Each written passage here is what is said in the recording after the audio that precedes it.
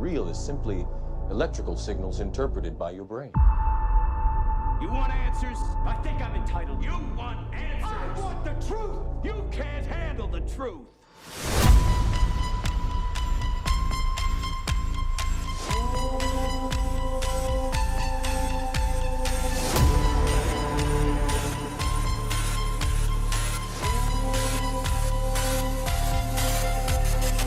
Open your mind.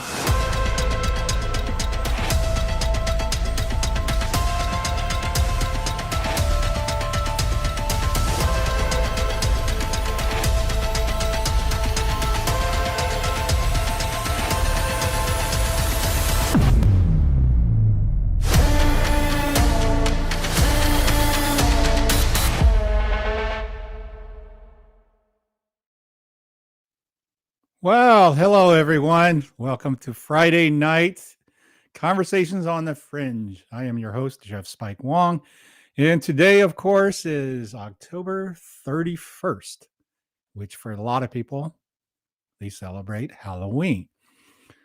I, however, haven't been on the dark side in my early years in the youth, and I view this day a little bit different than most.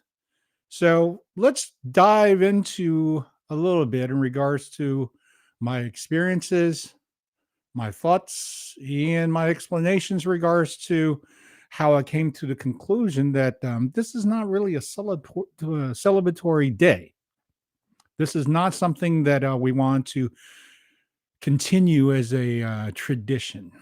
And I'm the kind of guy that don't play the traditional hat very much. I don't think traditions are serving to the better good most of the time, because traditions are often handed down just to, continue something that somebody else did. And that to me has always been not so smart, because just because somebody else was doing it doesn't mean that we have to do it, does it? In the meantime, of course, there's a bunch of kids banging outside wanting candy. So how did this thing even happen? I remember when I was 9.5, 10 years old. I was 10 years old when I was in America for my very first Halloween. Had no idea what this is about. And my mother says, "Oh, you dress up and I'll give you a pillowcase and you walk around the neighborhood, knock on the door and say trick or treat. And, they'll give you candy." And at that time, as a kid, I was like totally blown away. They have a holiday here that you can actually go knock on doors and they'll give you free candy. Huh. Ain't that America? And the irony behind it is, number one, it's not really a holiday. It's just something that became being observed by everyone in the society to become a special day. I mean, banks were open. I was able to go shopping with no issue or problems of anybody closing because of it today. So as I got older, I started seeing this day to be a little bit more different. And it's because, number one, as I got older, I got involved into more self-serving acts. So therefore, as an individual that was very self-absorbed and being very narrow-minded, if you will, because I just didn't do any homework, didn't do any research. I took everything as face value. And I just thought, hey, if my parents are okay with it, why can't I be? And then you became, everybody celebrating, just another reason to have a holiday, to have girls dressed up in these little sexy outfits, and we drink and do whatever and enjoy this date of debauchery, right? So I really just kind of went along with that for many years. And what I'm going to do is I'm going to kind of show you just from split screen here of some of the things that I thought it was fun. Let's get this going. Oh, I'm going to go reach over this. Okay. Everybody see this, right? And this is, let's open this up a little bit. This was the band that I was in 1985 and 1986. This was a band called Ripper. And we wore prosthetic makeup. And this is long before this was, a thing to do. This is in the midst of No More Kiss. So there wasn't any kind of band that was doing this dress up uniform type of look or anything like that. And then on top of that, metal scene, new wave of British metal and all that was hitting. Metallica was on their second record, Ride the Lightning. So everything was fresh. And we had a sound that was on that level, very metal. And it was interesting that this was a huge hit because of this macabre image and so forth. And as I went along with it, I bought into the things that we were doing, such as, graveyards and things like that. Now let's go here. Sorry. Let me see. What can we do here? Let's get out of that. Now, it doesn't allow me. Well, that's the deal. So let me get out of here. How about that?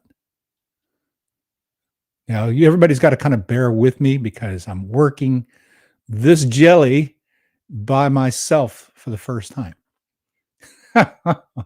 Yes, Josh left me out here by myself. Okay, here we go. This is a picture of us on the mask. Of course, that's somebody else. That's our friend Alan from New York. He came visit. Drummer JD was not here. But you can see we walked around dressed like this 24/7, actually. Black nail, finger polish, the macabre, the so-called the death, scary, those type of imagery is what we were all going for. And, we thought it was great. Here's another shot of the band, of course. Now, this one is all four of us. And, the irony behind it is before joining this band, I was a more of a happy party band, Van Halen type of guy. When I joined this band, these guys were very, very dark, very, I would say, empowered with intimidation. They wanted to take over the music scene, and they want to do it with the best of the best sounds and power, and they just went all out to look for things. And here's a good cover of a magazine that was here in Houston, Texas, The Mysterious Ripper. Right now, this guy who's holding the Grim Reaper sickle and the outfit and so forth, that is actually not me in that photo. I came in the band and took over his position because he decided this wasn't for him. And it's interesting between the fact of this story in this band is that we actually went through many so-called iterations of lead guitarist because there was just certain things that was just holding the band back, if you will. And holding the band back because of what? There was a lot of darkness, a lot of self-serving agendas, a lot of so-called egos. And I was the youngest kid in the band. I was like 19, 20 during those years. So I really didn't have a say to this, but I love the empowerment that I was getting from this band. And there would be times that the band would just go and hang out at cemeteries just because it was peaceful, man. And I bought into a hook, line, sinker thinking, oh, okay, vampires, all that. Yeah, this is great. Not really knowing what kind of, thing I was digging myself into. And around this time, I also started getting into, Aleister Crowley and understanding in regards to, he was involved into cultural arts, music, and things of that nature. So for me, this was like a slowly indoctrination, if you will, into the black arts. And with that, Ripper actually had a song called Halloween. And people loved it. And I'll tell you, it kind of blows my mind now because I look at the lyrics of this song. Okay. And I'll play you the song. And at that time, we just thought, it's like a scary movie. And it's just entertainment. I know. Everybody's like, well, what about it? Yeah, I'll get to all that. Trust me. So the song Halloween that I'm going to tell you, it's a powerful metal song, and here's the lyrics for it. Okay, it goes, night has fallen, the wind begins to blow. Children at play in the streets, the ones you know. Cloud fills the sky, the leaves are falling down. Cauldron of black spills a spell onto your town. Yeah, as you can see, the direction this thing is going. And of course, the so-called the chorus. There's really no chorus. It was just a dynamic turnaround. And the dynamic turnaround part was, tonight is Halloween. Your heart turns to stone. There's death on Halloween. Spells of death will be sown. You'll die on Halloween on sacrificial ground. Tonight is Halloween, where remains will be found. Now, there's more to this, but I think you get the gist of it. I mean, with, lyrics like, children dance unsuspectingly. The blood will spill on this sacred eve. This is very satanic. And although I didn't know that at the time, the band members, all other three, the older people, claims they were Christians and they believe in Jesus, and we did prayers and all that. And they turn around and do this. And I couldn't understand just somewhat of the hypocritical point of view of this. How can we celebrate something that is evil and dark and be empowered by it, and yet turn around and go, oh, yes, we believe in loving Jesus? That didn't make sense to me. I was really blown. And out of the four of us, I was probably the least religious out of it, but again, because of that reason too, in wanting to be a celebrity rock star, make millions of dollars, be on stage doing this thing, that I decided to say, hey, I will sell my soul to the devil and go into the black arts. And I did for quite a while. So now I'm going to add this screen here, and we're going to play, just give you a sample of this song. So let me see here. I have to open this up too. So sorry. Got to be aware with that.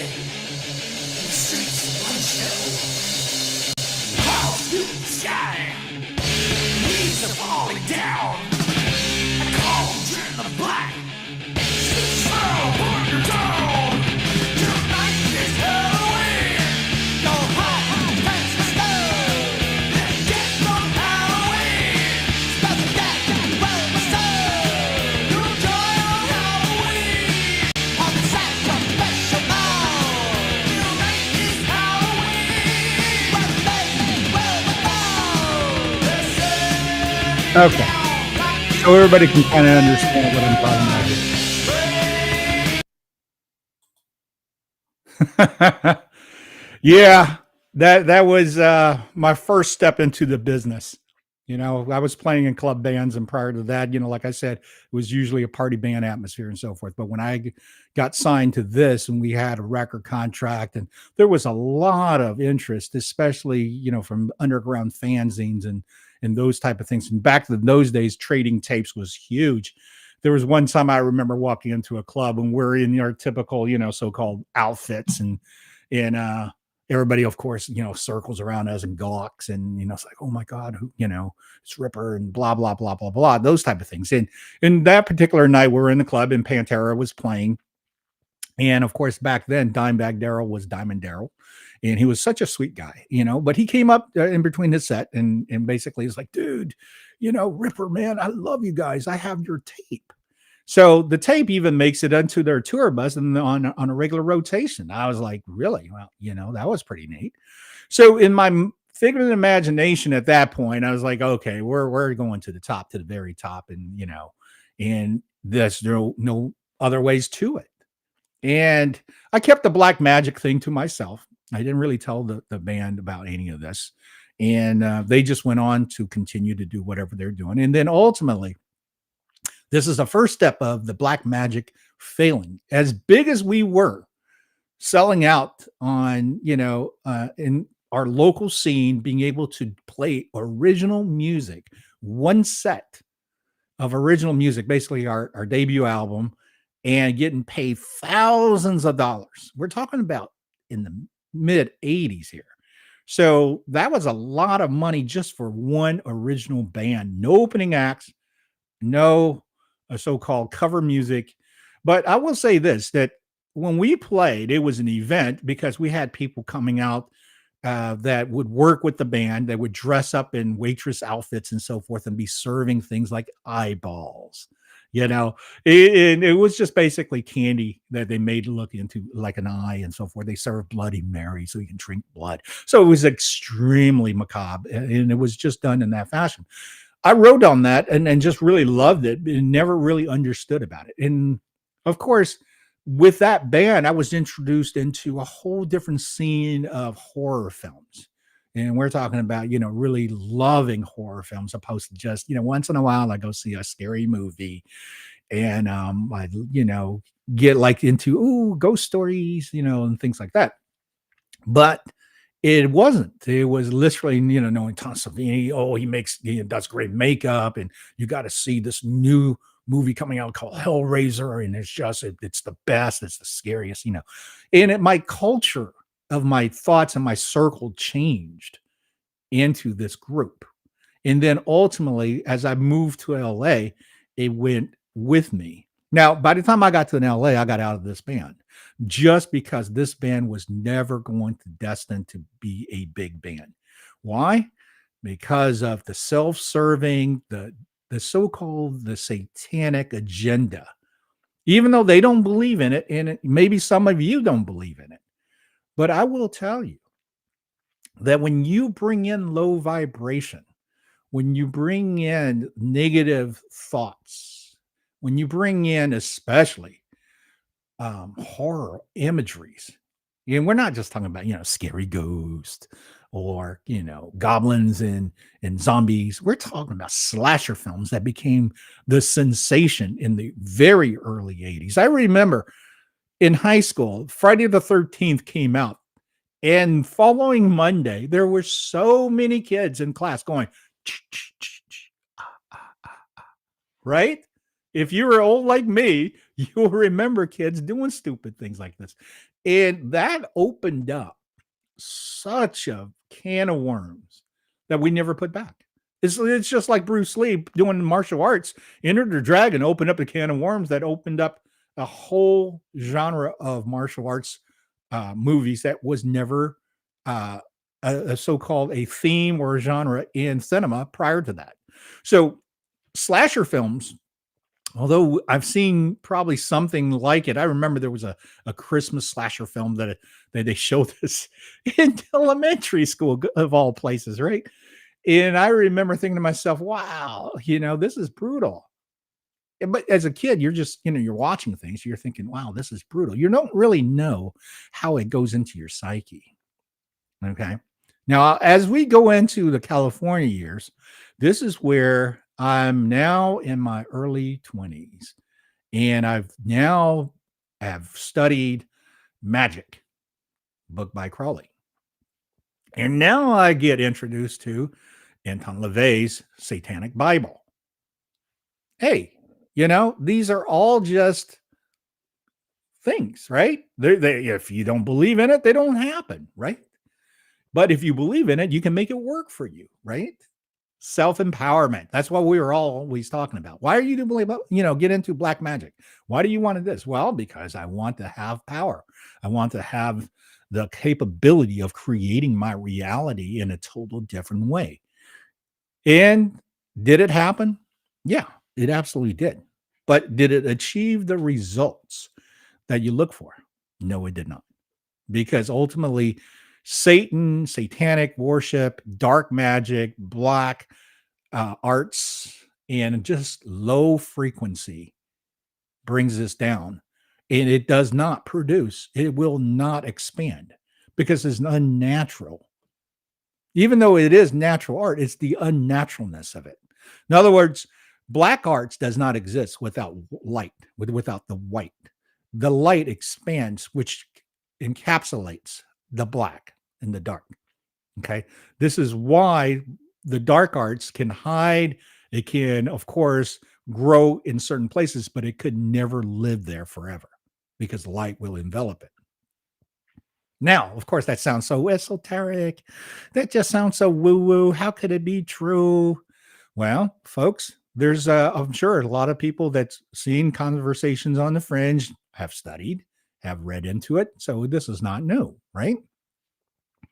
So how do we get this all of a sudden October 31st thing into a pseudo holiday? What actually happened? And it just makes no sense, right?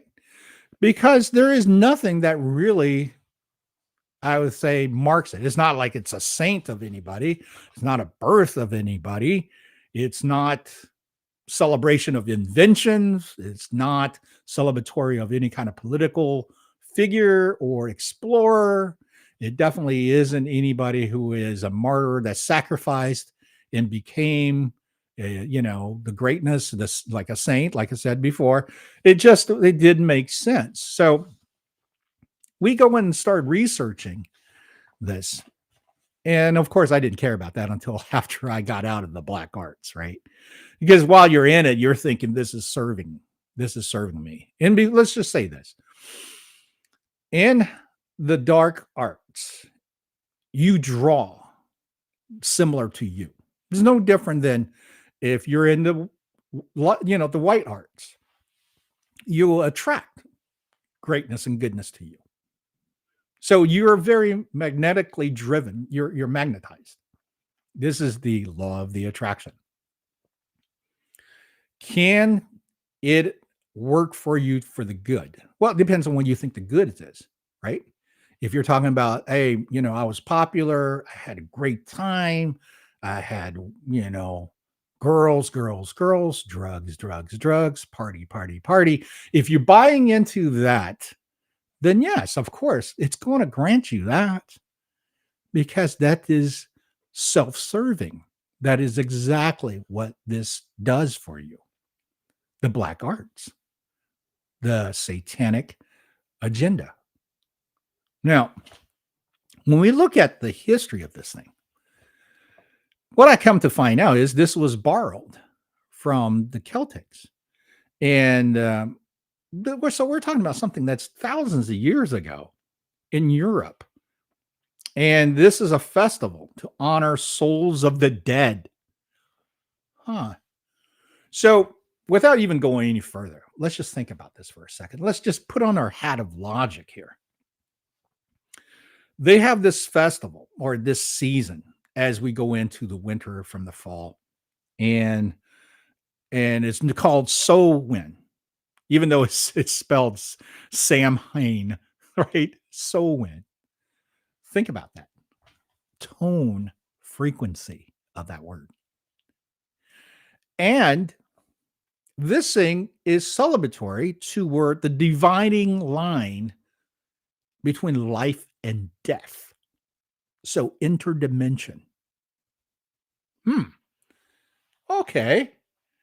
The origin of this Halloween starts from thousands of years prior in a Celtic ceremonial celebratory of interdimensional existence. How's that for explanation? Celebratory of Day of the Dead. Okay. So now, of course, we're going to have this so-called conversation of, well, what about ghosts? What about apparitions? I mean, are they really ghosts of someone who was living here, someone that was in flesh and blood, and when they're passed from that, their consciousness or spirit just could not let go? Is it that? Well, possibly. But is it more? Possibly that too. So the hardest part about this decipher what is truth, what is accurate truth in facts. It's really hard to say when it comes down to history, especially when I'm reading so much in regards to why this day exists and why do we celebrate it by wearing costumes and giving out candies and doing things such as toilet paper people's houses and throwing eggs. These are not nice things. So why do that exist? What's even funnier is that, of course, as I would say up to probably the 80s is probably where it started, where girls start to dress like hookers for Halloween. Why? Because it's sexy. Is it? So not only now I start to see something that is just not dressing up as animals. This is what the thing was. The Celtics were dressing up in animals and celebrating the dead. Now, all of a sudden, down the road here in the USA, we bastardized the sucker into wearing slutty nurse outfits and drinking and passing out. Huh. Well, that just is not good for anybody, is it? So let's look at this now as it produces this type of momentum, this energy, this force using dark energy. It keeps on moving forward because it's wanting to expand. And of course, light is always enveloping it. So it's constantly trying to escape.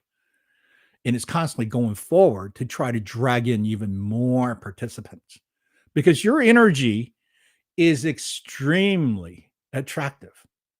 Your energy is actually what they're all coming after.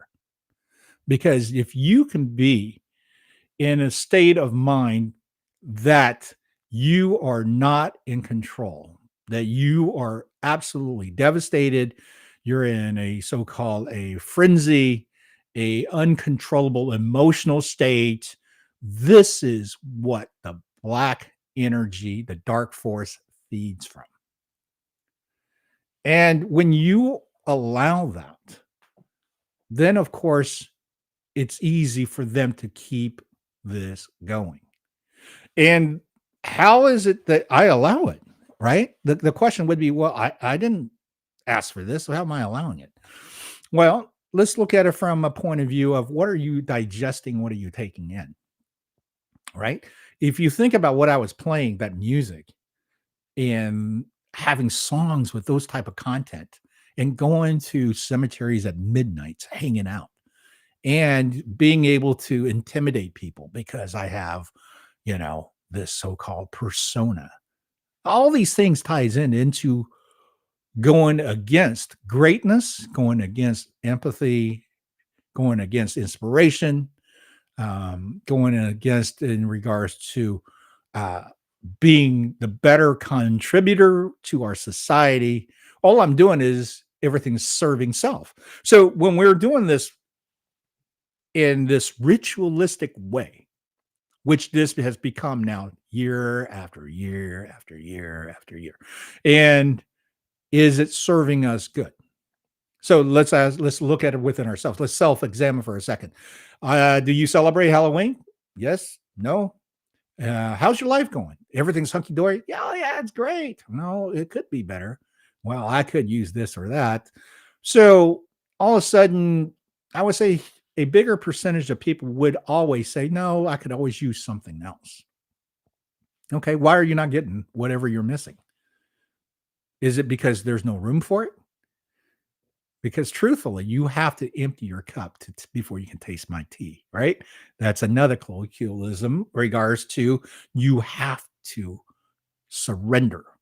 Okay, so not preachy about that, but just to understand that if you're filling yourself, your thoughts, your identity with negativity, with dark forces, with false self-empowerment, in a lot of sense here that you are now worshiping a false god.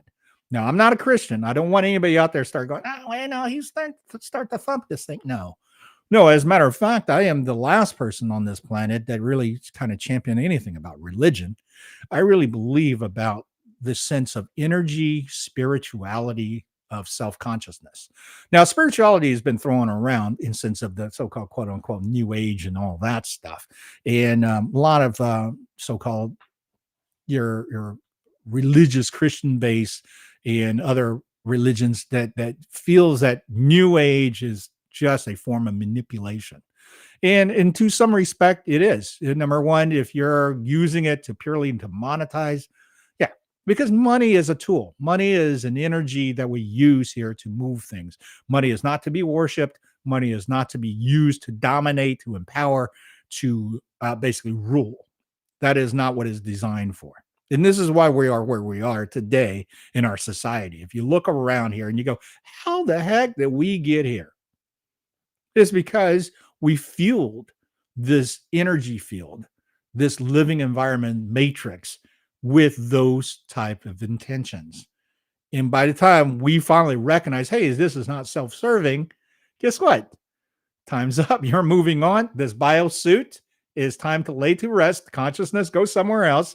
And if you want to come back, you're going to come back into the suit again, but with a memory wipe. Well, how does that work? I'm going to start over again.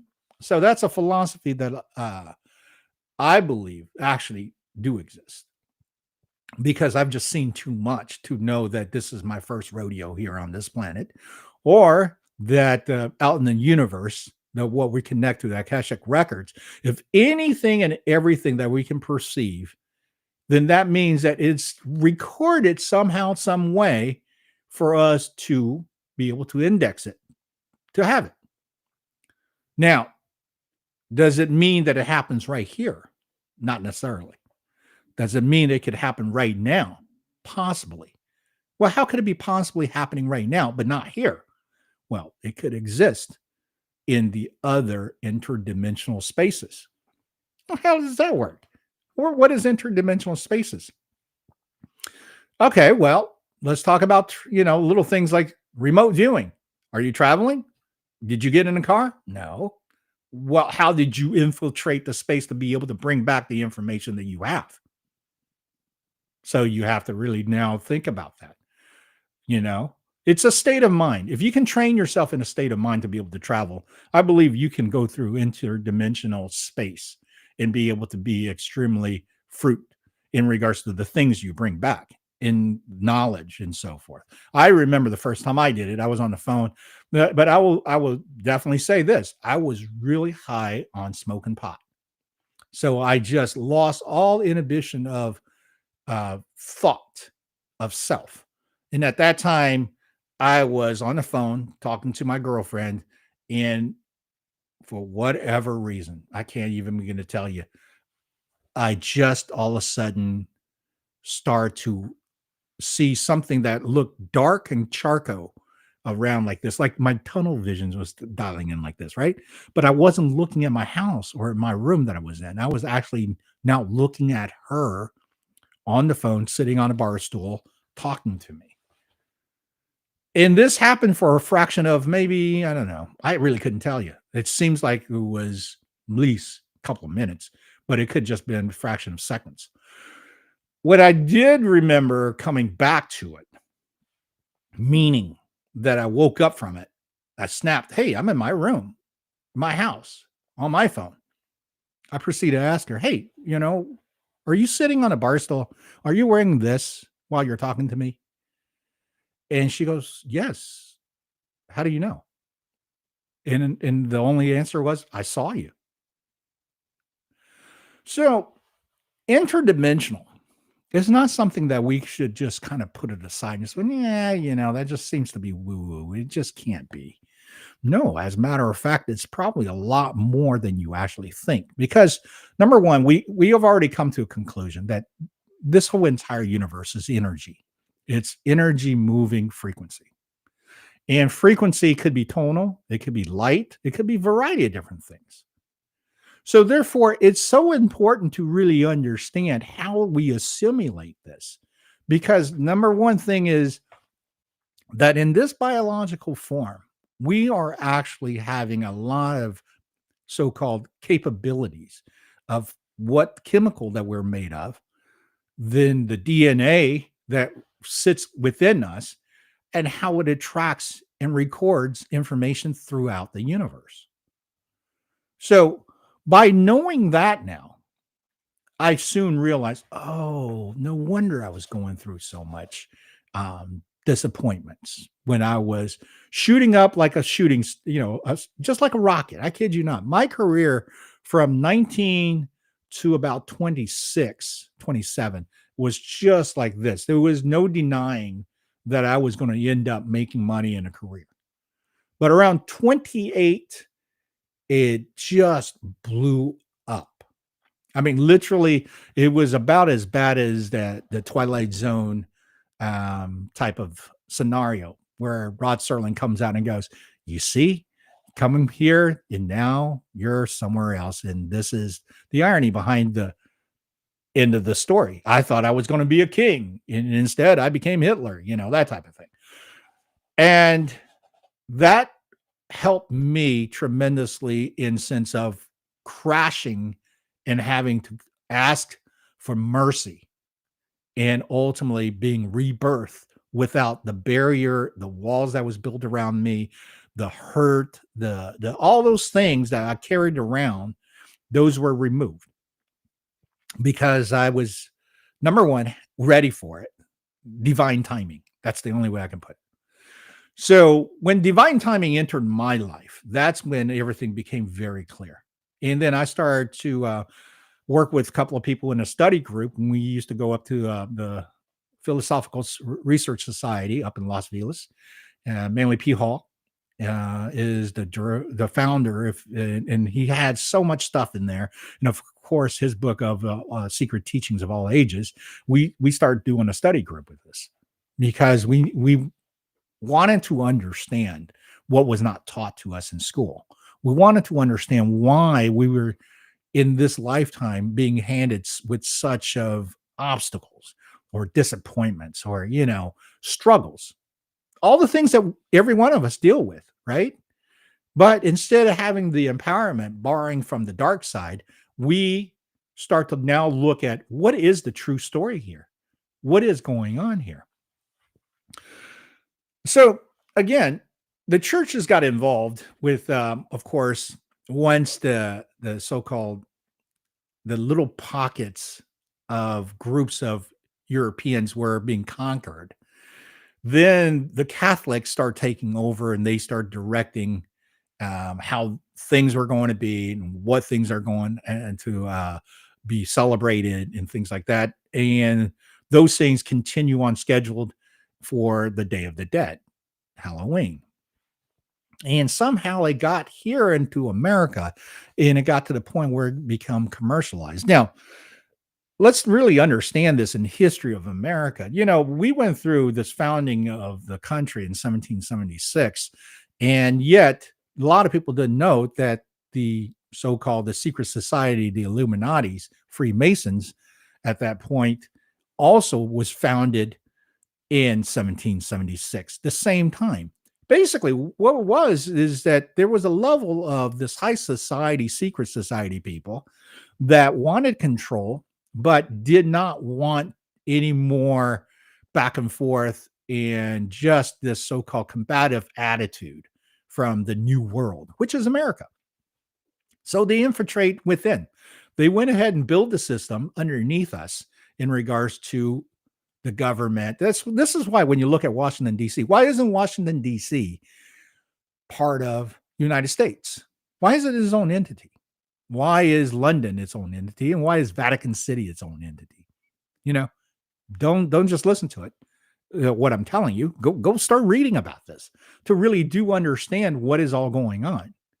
Now, with Halloween being a key here, that okay, we can keep this in sense of the whimsical fun, and we can keep pushing this, and we'll sell tons of candy, and we'll make it celebratory. They'll never, ever think this is anything dark.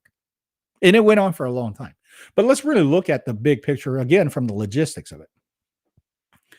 candy is horrible for human beings.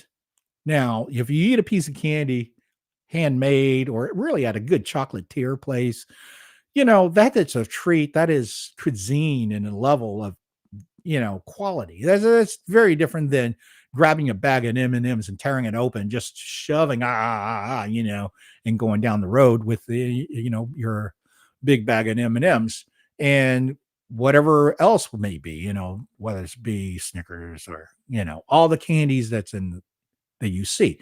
It is just not natural. Look at the ingredients on these things. This is not just sugar. It is things made in a lab. So how could that be good for you? Seriously, think about that. How could that be good for you? It's not. Then we're going to abundantly give this stuff free to everybody. And we're going to teach these kids at the youngest age, before they could probably even walk or speak. We're going to dress them up. And we're going to go door to door and teach them this thing about October 31st, about getting free candy, about celebratory, about being so-called whimsical, so-called kind of clowning. And for those of you who's read Satanic Bible, understand Anton LaVey, this so-called aloof attitude and kind of goofiness and so forth, it's exactly what he was talking about in regards to Satan worshiping. He says satanic worshiping is not about dark and evil in sense of just music imagery. And we'll get into that in a second. But it's actually songs like There Are No Bananas Today. It's almost like ha, ha, ha, ha, ha, laugh and go against the grain. I had no idea until I read his writing and this came out. And I was like, oh, interesting. And of course, his agenda was totally against Christianity. And his agenda was taking what Christianity has to offer and basically write an outline to use everything that you could possibly do to go against what those words are.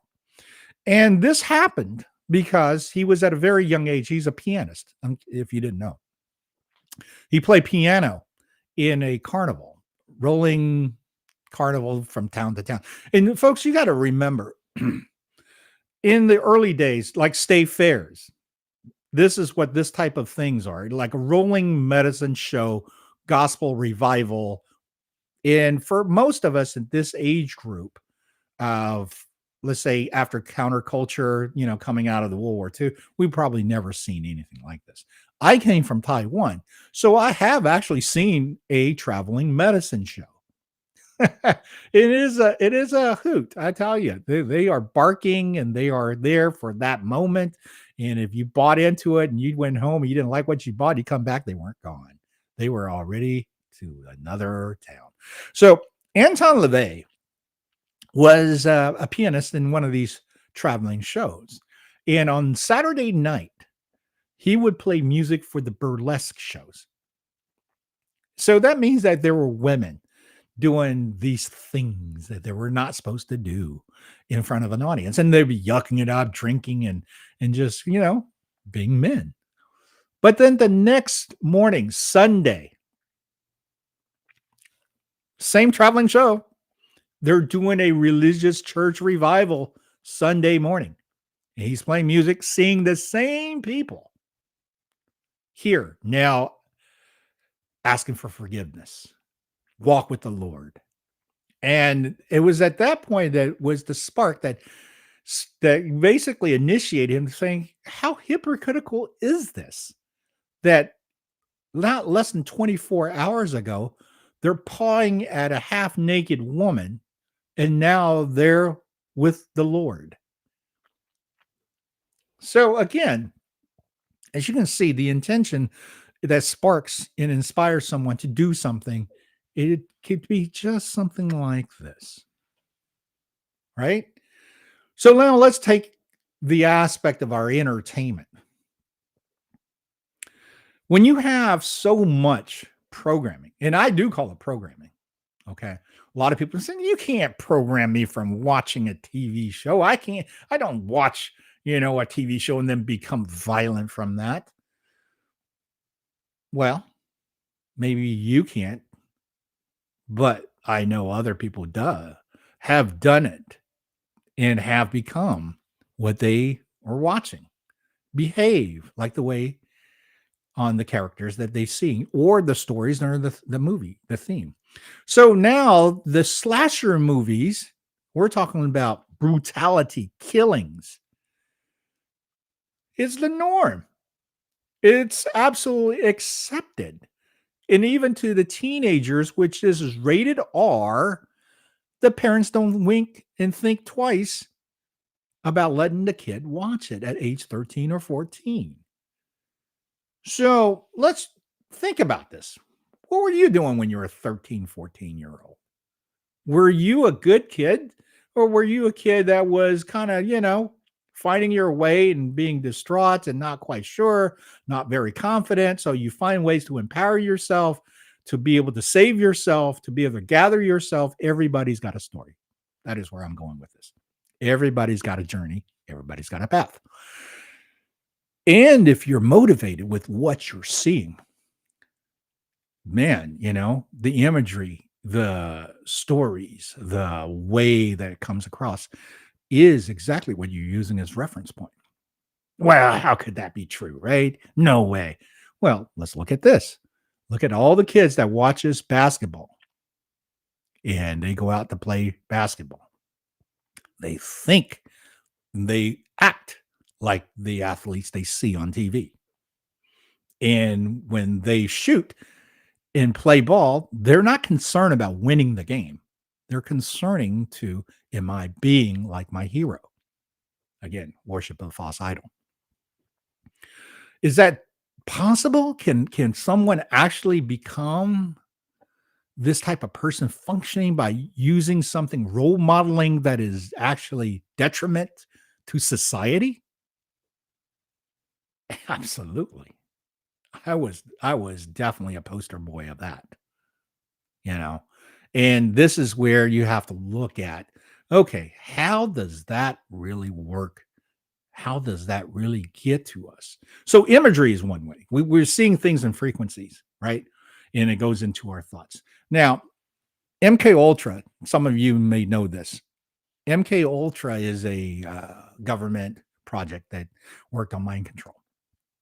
And MK Ultra have definitely shown that you can flash one split second of scene. Okay, so if you have 29 frames per second on a typical film or video or something like that, you slip in one frame out of the 29 with a message. The mind itself, the eye, will actually catch that, and your brain would actually process that one frame out of 29 in a second. Think about that. So the key now is, how do we become the product of this, the horror? I mean, look around our world here. Do we allow violence more today than ever? The answer I would have to say is, yeah, look around. If you go on social media, and see a lot of the videos, you'll see there is a lot of fighting. I mean, literally not caring for another human being, but we're going to either empower or take dominance, or, something that was going to cause pain because it was going to be overtaken with violent force. So there's that. Okay. So to me, again, this is actually very evident. Everybody's so upfront about it because of growing from the 70s, being a teenager in the 70s and going to early 80s, I saw the transition between the three channels of the ABC, NBC, CBS with sexualization of television. Remember all those Battle of the Network stars, and you had people like Heather Locklear in bathing suits, and let's dunk her in a tank so you can see her gipple. I mean, just things like that. Does that warp a 13-year-old? Yeah, I would say, man, I was glued to the TV because who else is going to fall in that tank and maybe lose a top or whatever, right? So sexuality was already bastardized through mainstream television. Then, of course, the feature films, like I said previously, with the Friday the 13th, really changed the game. Then, of course, Freddy and Nightmare on Elm Street took it to a new level, and then copycat, pale. But even when you're doing something that is, the copy of the copy of the copy, it's still somebody got sliced open, and we got to see the guts spilled out. Do we really need to see that imagery? Think about it. I don't know anybody in their real life would want to see another human being in that position. But yet we have a lot of so-called veterans that had to experience that because of the war in the world that we're in.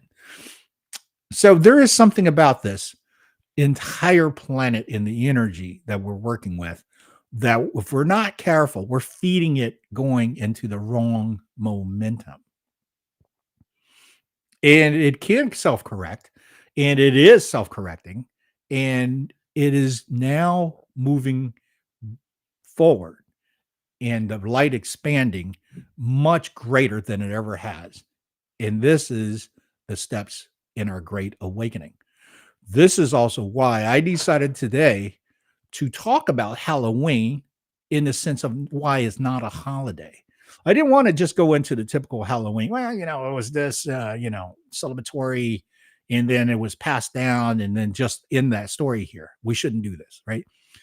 I wanted to go a little bit deeper, more esoteric in sense of the understanding of the energy, because I really do believe that a lot of people just are not familiar with what's going on here. Okay. So one of the things I'm going to share with everybody, and let me see if I could do this. I'm going to move my microphone right here, and I'm going to bring up my guitar here. Everybody see my guitar, right? Yes, this is the Van Halen Bumblebee. Now, I'm going to turn on my amp, and let's just hope it doesn't blast anybody out. And what I'm going to show you is the nature of tritones. Okay. You can hear that. I don't want to make it too loud. But what is tritones? If anybody who's ever seen Dave Mustaine from Megadeth in his interviews, Dave Mustaine talks about, learning tritones, and he was teaching James Hetfield tritones. And of course, Tony Iommi from Black Sabbath talks about tritones. Tritones is basically in the major scale, do, re, mi, fa, sol, la, ti, do. If we played it like this, right? So that's 1, 2, 3, 4, 5, 6, 7, 8 root. And what the tritone starts is in the 4th degree of the scale. So 1, 2, 3, 4. And then from there on, semitones, like half steps. So if we're playing in key of C, the 4th starting F, and then to the 7th, hear it?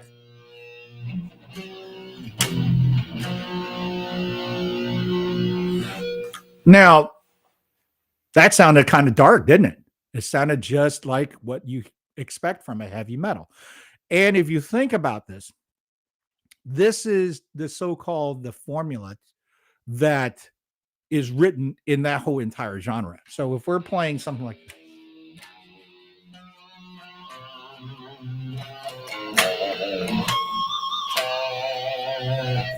what kind of imagery are you getting? What kind of frequency is actually vibrating? And why is this tritone technique, or its so-called theory, was banned by the churches? Yeah. Did you know that? This was actually not allowed in the place of worship.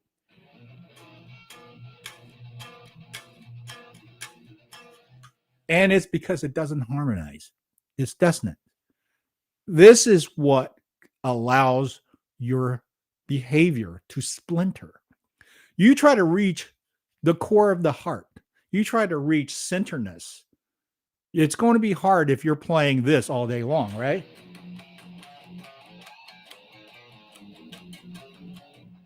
That is not conducive to it. And the key thing is this. everybody who falls in love with heavy metal music, including myself, never gave a second thought to this about tonal frequency and how the vibration affect us on a molecular structure and a cellular structure.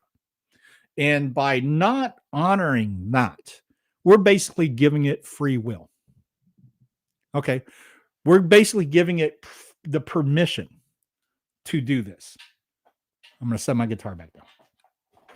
We're going to allow this negative energy come into our lives, dictate how we behave. Now, a lot of people are going like, wait a minute here. That's not right. I am a very good giving human being, and I listen to Iron Maiden all day long. Okay. Is everything hunky-dory and happy for you? Do you feel positive, very positive? Are you fulfilled? Because if you are going through all that and you're able to do that, then hats off to you. I have a buddy who's a millionaire. That's exactly what he does. But I also know other stuff too. So is it serving you? That's only for him to say.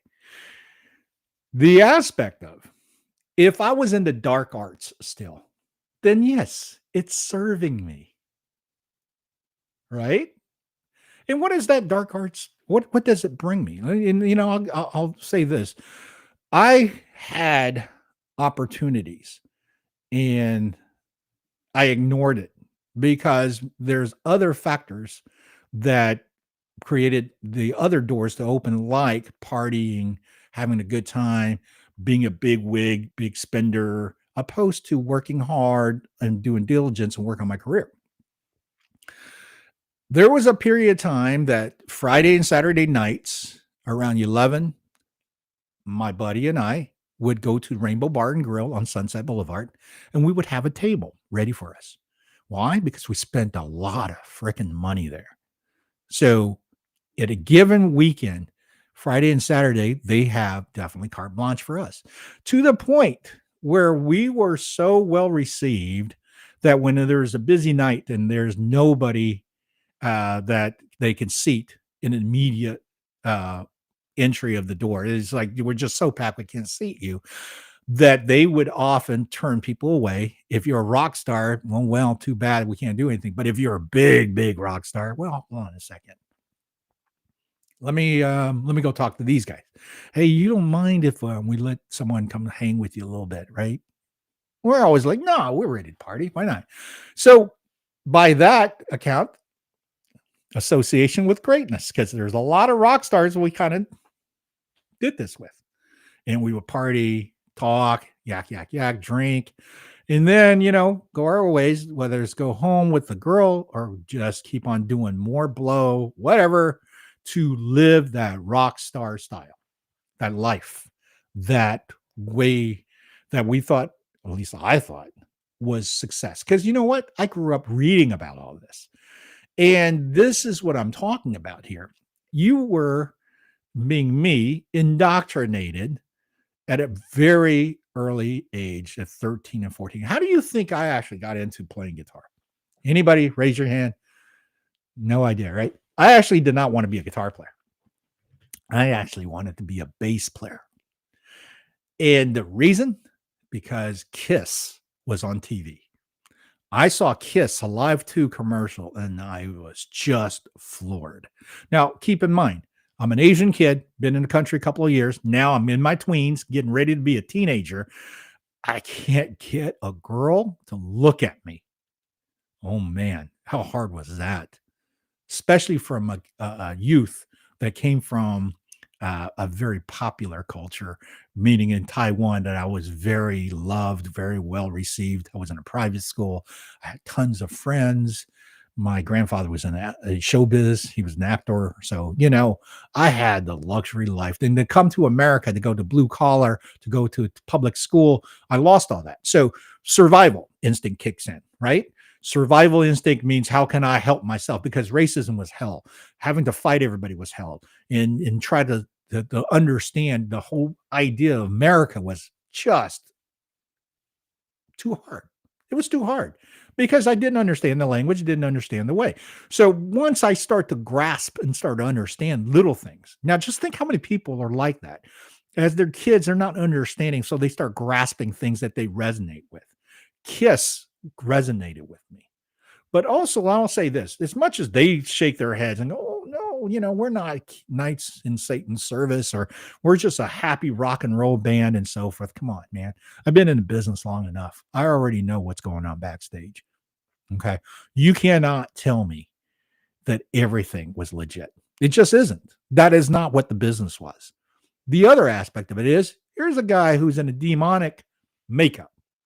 The demon. They even call him that. Gene Simmons, the demon.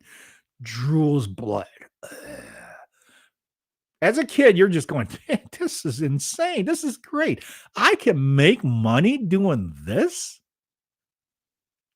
Yeah. So that was my indoctrination. So that was the power of television. Just imagine how many kids came after me that was inspired by someone else that was maybe not the guy that you want to be inspired by, right? Not the way that you want to teach how to be an upstanding citizen, how to be a giver, a so-called a contributor to society, opposed to be a individual that was seeing power to empowerment, to dominate, to control. So therefore you could never hurt me again. That's huge. That is where the dark force will mislead you and take you and will lie to you and will tell you, no, I will teach you how to be power. I will show you the dark force. This Star Wars thing was not a joke. When I saw it, I literally sat there and went, oh, wow, Palpatine, I think I've seen you somewhere before. So with all that being said, I hope everybody have a great evening and have a great October 31st. And hopefully this episode will kind of give you a little more clarity, maybe provoking thoughts to not continue certain traditions, maybe not even doing some other things that we are not talking about today, but just especially this one. This one, I just really didn't see value to it whatsoever as I grow to be an adult and start to have clarity in my life and start to really understand. Number one, candy's not good for you. Abundant amount of candy to a child is even worse. Number two, teaching them entitlement of giving, taking. This is not the way to do it because there's nothing. It's a little silly, goofy ritual, and you learn nothing from it. Okay. And then as you grow older, you start to get into the party scene. Next, you know, Halloween become this extravaganza. I'm going to tell you right now, as dark as this statement may be, somebody tonight's going to get taken advantage of that they did not want. And it's because they participated. Just think about that. We need to stop this kind of behavior, this kind of mindset, because we think traditions are great. And, you know, I'm here to tell you, traditions are overrated. So thank you so much. I'm running out of the hour. I'm going to have a guest next week, and we'll do an announcement for it. And it's going to be fantastic. We're going to touch on stuff that is current, but we're going to take a different esoteric spin to it as well. So I hope all of you would join us here on the Conversations on the Fringe. And I'm Jeff Spike Wong. I wish you the best. I don't have to tell you things are bad. Everybody knows things are bad. The air is unfit to breathe, and our food is unfit to eat. I don't know what to do about the depression and the inflation. I want you to get mad. I have come here to chew bubblegum and kick ass. And I'm all out of bubblegum. People should not be afraid of their governments. Governments should be afraid of their people. The more you fuck around, the more you're going to find out. These people are still a part of that system, and that makes them our enemy. We accept the reality of the world with which we're presented. It's as simple as that. I want you to get up right now and go to the window, open it, and stick your head out and yell, I'm as mad as hell, and I'm not going to take this anymore!